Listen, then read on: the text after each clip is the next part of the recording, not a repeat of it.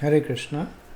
So we'll continue our discussion on the 10th chapter of the Bhagavad-gita, resuming from verse 8. Aham sarvasya prabhavo matataha sarvam pravartate iti matva bhajante mam buddhabhava samanvitaha. I am the source of all spiritual and material worlds. Everything emanates from me. The wise who perfectly know this engage in my devotional service and worship me with all their hearts. So these four verses are called the Chatushloki, Bhagavad-gita 10.8 to 12, because they contain the essence of the teachings of Bhagavad-gita. And because the Bhagavad-gita is the essence of the Vedas, these verses transitively are considered to also be a summation of the entire Vedas. So in this verse, Aham Sarvasya Prabhu Krishna, he speaks about his vibhuti, his opulence characterized by great power. So he says that Aham Sarvasya Prabhu, that I am the cause of the existence of everything. Prabhava means everything, material as well as spiritual. And then he says that he is not only the efficient cause, but he is also the immediate cause of everything other than himself. So in terms of causality, there is known as upadan and nimitta. So one might say that a pot is created from mud, because you need mud to create an earthen pot. That's the material cause. That is the upadan. And then one can also say it is the potter that is the cause of the pot, because unless the potter uses the mud and works on it, the mud and pot cannot be created. So he is the efficient cause, or he is the ultimate cause. So Krishna is presenting himself as both the upadan and nimitta, as the material and the efficient cause of everything that is material and spiritual. Now what happens after Krishna creates something? So Krishna says that even after being created, everything continues to depend on him. So he says, Matataha sarvam pravartate. That because of him alone, Matata, in the form of Paramatma, the whole material world operates. Sarvam pravartate. As well as because of him alone, the various spiritual incarnations like Narad Muni, like the four Kumars, so they're also considered as Matata, which represent various spiritual sadhanas like bhakti, gyan, tapa and karma. All these are achievable. Sarvam pravartate. So this statement, Matata Sarvam Pravartate, is understood from both the contexts. That Krishna in the form of Paramatma ensures that the whole material world is supported. And Krishna in his original form supports, and in the form of his incarnations, he supports all the spiritual endeavors. So whatever arises from him, so whatever he creates, is also acting because of him. All of their operations depend upon him because he is the controller of everything. So the first two lines of the verse, they describe the position of Krishna as the source of everything material and spiritual. Then the next two lines, iti matva bhajante mam. What is the result of this knowledge? What if one understands that Krishna is Aham Sarvasya Prabhu Matata Sarvam Pravartate, what is the result of that? So Krishna says that the result of that is iti matva, that one who now understands that he is the cause of all causes and the controller of everything, iti matva bhajante ma, buddha bhava samantita. So iti matva bhajante mam means that now they start worshipping him. And how do they worship him? In bhava samantita. So not just in knowledge, but with feelings. Even though the first two lines, they present Krishna as the creator and maintainer. But Krishna says that that is just the beginning of one's devotional life. So one who begins the devotional life with this understanding that he is the cause of everything material and spiritual will eventually develop bhava, will eventually develop spontaneous devotional service to him in one of the superior rasas like dasya, sakya or madhurya. So that's why Krishna says bhava samanvita, that with this emotions they will worship him. So this is also assuring us that the true knowledge of Krishna does not cover true love of Krishna. So it's not that when we become when we become too what's the right word? When we become too amazed by Krishna's vibhutis, we begin to fear him, and we start looking upon him as an abstract figure that is controlling everybody remotely. But Krishna says that when one truly understands, iti matva bhajante ma. So bhaja means devotional service. That this mentality will actually nourish one's bhakti. And what is the result of that? Bhava samanvita. That one will then develop spontaneous loving devotion for Krishna. In the purport, Srila Prabhupada, he gives several references from different Vedas that Krishna, Swayam Bhagwan, is the cause of everything. He is the cause of Lord Narayan, he is the cause of Brahma, he is the cause of Shiva, he is the cause of all the material universes. So in the interest of time, I will not read them, but strongly encourage you to read the purport. Okay, so we'll go on to the next verse. Okay, verse 9. Madchita matgat prana bodhayantah parasparam kathayantas chamam nityam tushanti charamanti cha. The thoughts of my pure devotees dwell in me.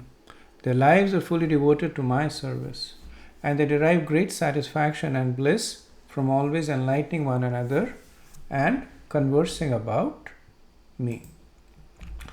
So in the previous verse 10.8, Krishna had said that those who know about his supreme position become ananya bhaktas, become pure devotees. Now in this verse, Krishna talks about the symptoms of those who are in this situation. So he says matchita. So matchita means that they are always absorbed in remembering Krishna. So this is smarana. Then bodhayantas parasparam. Bodhayantas means they enlighten each other. So this is shravan, speaking. Parasparam means with one another. What do they talk about? They talk about Krishna Naam, Roop, Gun, Leela. So they explain about Krishna's pastimes, Krishna's qualities to one another. Then kathayantas cha mam nityams. So kathayantas is kirtanam. That they the enlightened one, they speak about the glories of Krishna. And Madgat Prana. So because of this absorption in Krishna, they are unable to maintain their lives without Krishna. So prana is anagat pranara. That prana is one's life. So just like a person cannot live without sustenance, just like a fish cannot live without water, these devotees, they cannot live without Krishna. Krishna in what forms? Matchita, in terms of remembering Krishna, bodhayantas, hearing about Krishna, kathayantas, speaking about Krishna. And what are they experiencing? Tushanticha, ramanticha. So Tushanti means satisfaction and Ramayanti means bliss. So satisfaction means an absence of miseries. And Ramayanti means a presence of happiness. So both of them happen at the same time. That they are completely satisfied. They are not hankering for anything. Tushanti. And they are also enjoying the highest bliss. Ramayanti. Also, Tushanticha, Ramanticha is understood as the advancement of a devotee. That in the initial stages of sadhana Vaidhi Bhakti, the person experiences satisfaction, Tushanti. And then, as he makes more advancement and reaches the stage of Bhava Bhakti, then he experiences Ramayanti. Then he experiences actual pleasure. So we see that Krishna in this verse is essentially expanding on the execution of devotional service. So he calls out specifically the three prominent angas of bhakti, which is Shravan, Kirtan, Smaran. Right? So he says Bodhayanta, which is Shravan, then Kathayantas, which is Kirtan, and Matchita, which is Smaran. Now bhakti has more angas, but Krishna is illustrating the potency of bhakti. So from a more practicing devotee perspective, let us see what Krishna is instructing us in this verse. So he is instructing his devotees to have exclusive focus on Krishna and Krishna himself. Right? So Krishna, he makes this point again and again. Matchita mat prana. Bodhayantas parasparam kathayantas chamam nityam. Right? So me. Their minds are fully engaged in me. Their lives are devoted to me. They are talking and enlightening one another about me. So the point that Krishna is saying is that his devotees have exclusive focus on him. How do they have this focus? Through the angas of bhakti. Through Matchita, Smaran, through Bodhayantas, Shravan, and through Kirtan, Kathayantas. What is the nature of dependence on Krishna? Madgat prana. Just like a person is dependent on pran to live, the devotees are dependent on Krishna to survive. And parasparam. The bhakti is not performed alone. It is in parasparam. It is in the association of other devotees. Then Krishna says that Kathayantas chamam nityam. So nityam means without interruptions. Bhakti is not something that is only done to achieve certain goals and then abandoned. The goal of bhakti is more bhakti. And finally, Krishna offers the benediction that comes out of this. Tushanticha, Ramanticha. That just as a person who's eating, he experiences satisfaction and nourishment.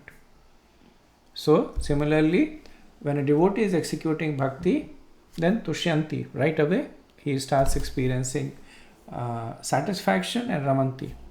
As he tastes the food, as his body becomes nourished, he experiences pleasure also. So Prabhupada in the purport, he uses this to glorify Srimad Bhagavatam.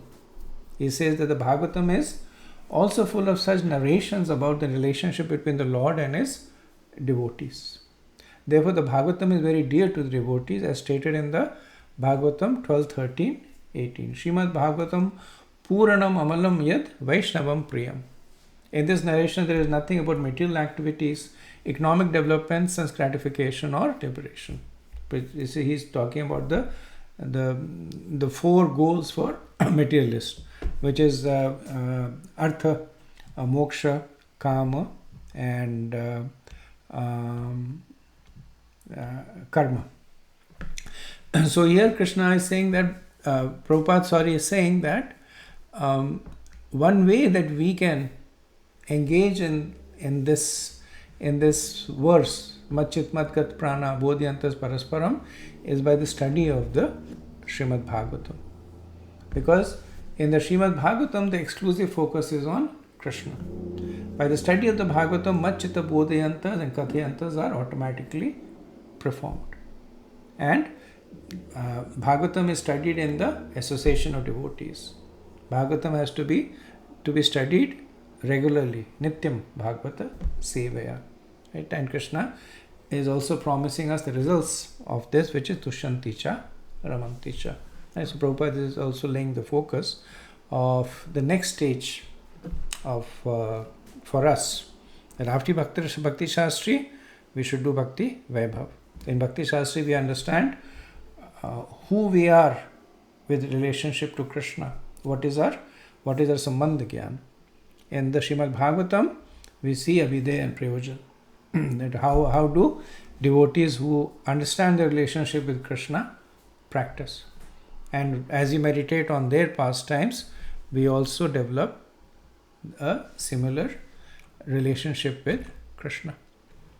Okay, let's go to the next verse. Okay, moving on to the next verse, which is the third verse of the Chaturshloki.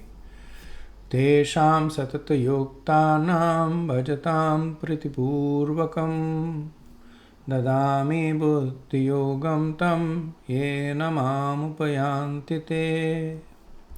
To those who are constantly devoted in serving me with love, I give the understanding by which they can come to me. So, in the previous two verses, Krishna was speaking about the conduct of his devotees who are executing or aspiring to execute pure devotional service. Now, Arjun may say that I can understand that these devotees will derive Tushyanticha Ramanticha, that they will derive a lot of peace and happiness beyond the modes. But how does that transition happen? How does one who is in the modes transcend the modes? How does one who is already bound by the modes? And this is jivas like us who are conditioned. How do they transcend the mode and begin to execute the pure devotional service that you have spoken about in the previous verse, the Machitamat Prana Bodhyantas Parasparam.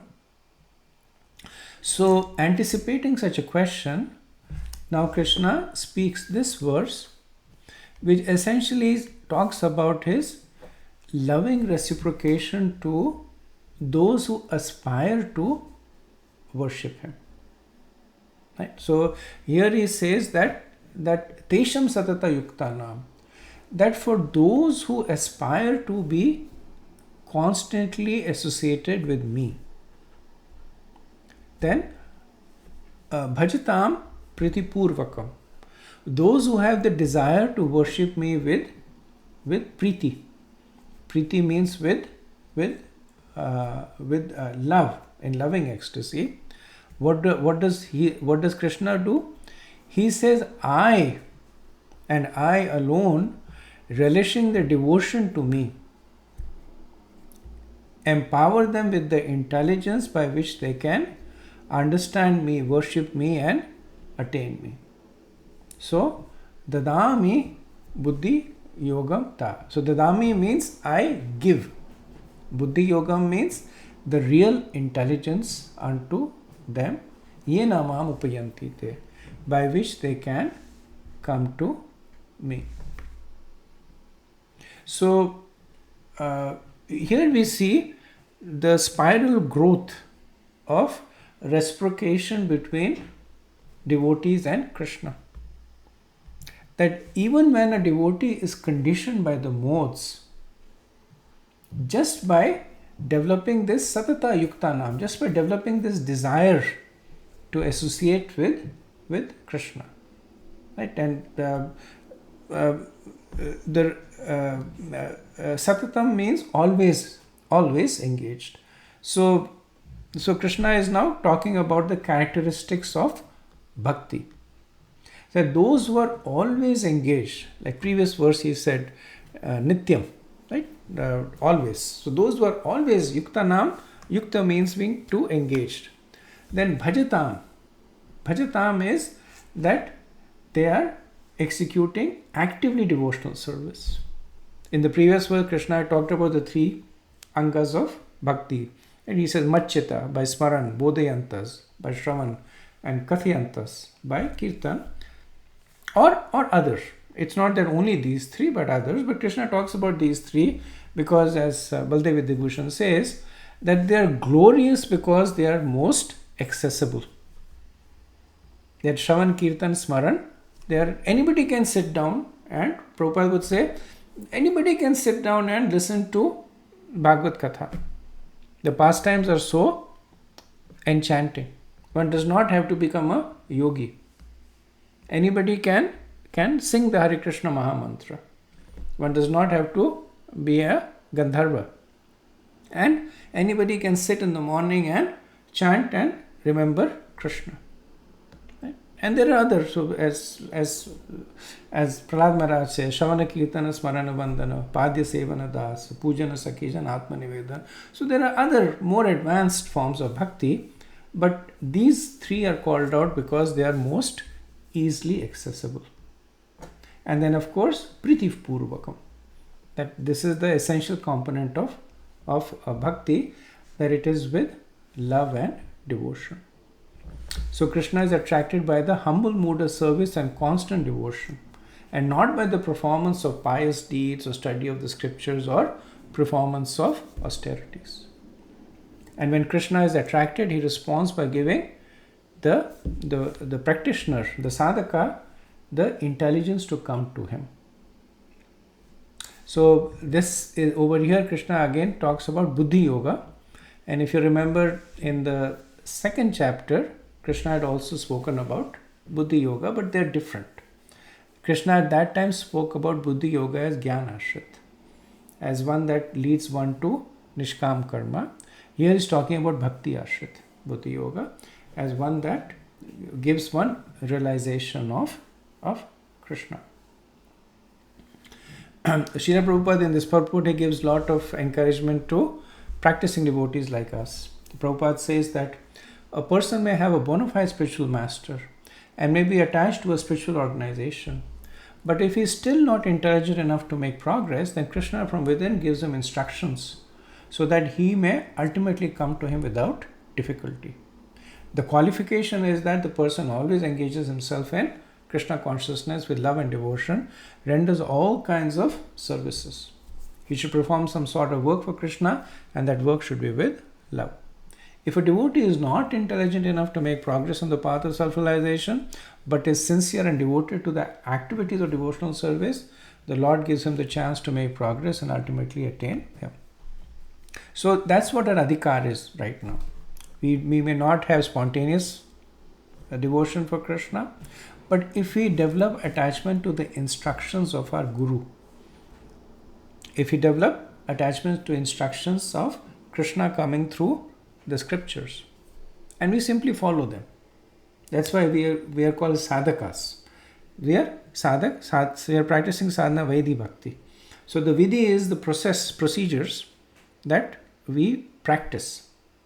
That is enough for Krishna to dadami buddhi yogam. That is enough for Krishna to bestow. Right? So dadami means that Krishna is the active agent. He says, I give. So Krishna is actively giving. There is when somebody is when somebody is, let's say, there is a beggar at your doorstep, and you give the person alms, right? So you give it unconditionally. There is no qualification that you see. So that's what Krishna says that I give to the person who has knocked on my door. And what is this knocking? Tesham satta yuktana bhajatam priti purvakam. That is what gets us to knock on Krishna's door. And when Krishna opens the door, he says, Dadami buddhi yogamta. Then he gives us the intelligence, yena mam upiyantite, by which we can go back to him. Okay, next verse.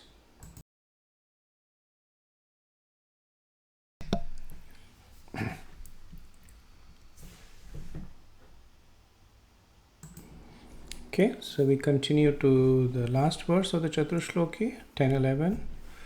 Tesham evanukampartham aham ajnanajam tamaha nashyamyatma bhavasto gyandipena bhashvata.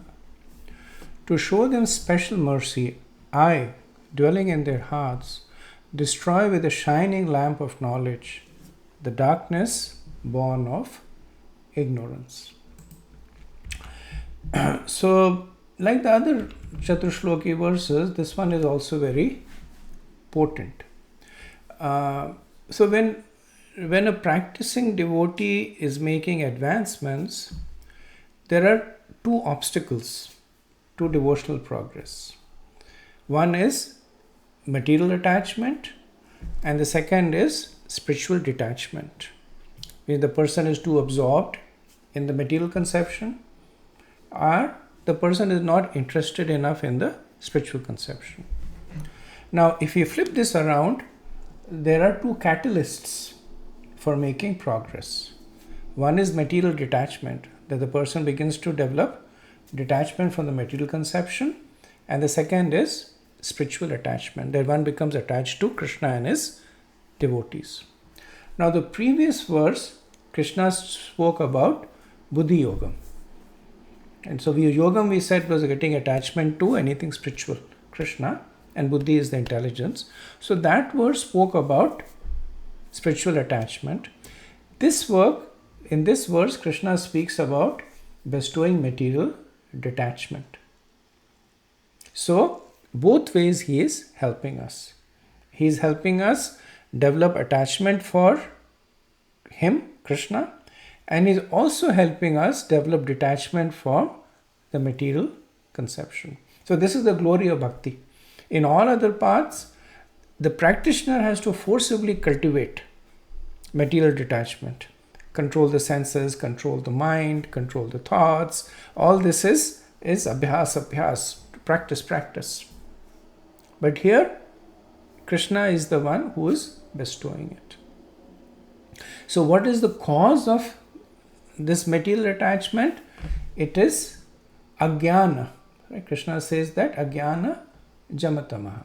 So the ajnana is the ignorance.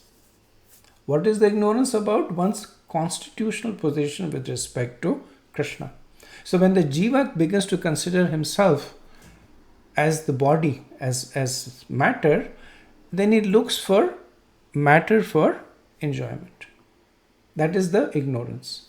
Because of this ignorance, anadi karma means that unending cycle of karma, and that results in tamaha. That results in ignorance or darkness. So what does Krishna do? He says that he nashyami, that he destroys this ajnana jamatama. So this ignorance that is creating material attachment in the person, Krishna destroys this. So let's look at the verse a little bit more in depth. Krishna's first assurance is Tesham eva nukam partha. So eva means certainly, that there is no doubt about it. What is the certainty? Anukampartham. So anukampam is his mercy. So for one who has taken to the path of bhakti, so the process, the situation that was described in the previous verse, right, where Krishna was saying that Tesham satta yuktanam bhajatam priti murvakam, right? So he was talking about those who are practicing the various angas of bhakti. What does Krishna do for them? He says, aham agyana jamatama nashyami. So that agyan, that ignorance that is resulting in tamaha, that is resulting in darkness, I destroy. And as we have discussed, the ignorance is essentially understanding one's own position with respect to Krishna. The lack of sambandha gyan, Krishna destroys it. So this is what Krishna does. Now how does he do it? Atma bhavasta. So he says that from within, Atma bhavasta. So Atma means the self. It means the soul. So Krishna from within, he facilitates the intellect by which this agyana jamatama is destroyed. That is why Srila Prabhupada says that simply by practicing bhakti, by following the rules and regulations of bhakti, even without fully understanding the nature of one's relationship with Krishna, without fully understanding the position of Krishna, just by that attempt, Atma Bhavasta, Krishna now begins to act from within. That's why bhakti is potent from the very first step. The very first Hare Krishna Maha Mantra that one chants, the potency of bhakti starts. In other processes, only when one perfects the process, then the process starts giving result. So in the 6th chapter we studied that if a yogi is not able to perfect the process, then he has to try again and again and again. Same thing in karma and jnana. But in bhakti, right from the very first step that is taken, because Krishna is acting from within, the purification happens. What does Krishna do from within? Jnana deepena bhasvata. By means of the glowing lamp of knowledge. What is this knowledge? Sambandha jnana. That he gives the realization. So here we are dealing more with Vigyan as opposed to Gyan. Even though Krishna uses the term Gyan, but this is not theoretical knowledge, this is realized knowledge. That is why it is coming from within. This is knowledge that is arising from bhakti, that is beyond the modes of material nature. It is not bhakti in the mode of goodness. It is transcendental bhakti that reveals the position of Krishna, and what it does is it destroys the darkness born out of ignorance that the jiva is associating with matter. So we see that in this Chatushloki, we see the 4 verses together as a compact summary of the Bhagavad-gita. The first verse talks about the position of Krishna. Aham sarvasya prabhavo matata sarvam pravartate iti matva bhajante mam. And the next verse talks about the activities of one who is attempting to make advancements. Machit matgat prana bodhayantas parasparam. That they perform devotional service, Shravana Kirtana Smaran, Nityam, without any interruption, Parasparam, in the association of devotees. Then the 3rd verse and the 4th verse talks about Krishna's reciprocation. 10.10 talks about Dadami buddhi yogam. That Krishna then bestows on them attachment to himself, buddhi yoga. That he gives them attachment, spiritual attachment. And 10, 11, aham agyana jamtava. He destroys any material attachment. Okay, so we will stop at this point and resume our discussion from the next verse in our next discussion. Srila Prabhupada ki Jai. Hare Krishna.